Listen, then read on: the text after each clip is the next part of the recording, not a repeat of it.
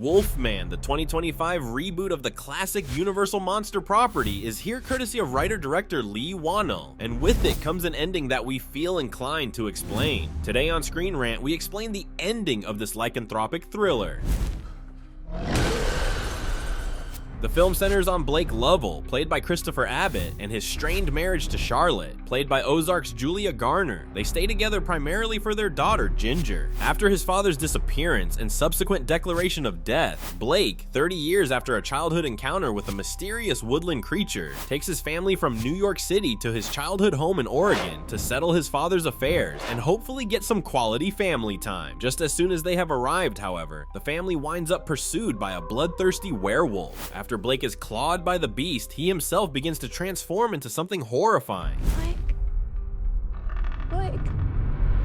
In the film's opening sequence, we see that Blake's father was borderline abusive in service of protecting his son. This outpouring of masculinity has seemingly not affected Blake too much, as we see early on, when he immediately apologizes for getting angry with Ginger, and soon after even allows her to put lipstick on him. This showcases that he is comfortable in his own masculinity without needing to resort to the strict tactics of his father, although his burst of anger when she doesn't listen to him does suggest some masculine animosity has been seeded within him. Much like 2010's The Wolfman, starring Benicio del Toro and Anthony Hopkins, the first big twist in the 2025 iteration is that the werewolf who starts the whole kerfuffle is none other than the protagonist's father. Sadly, I'm not the marksman I used to be.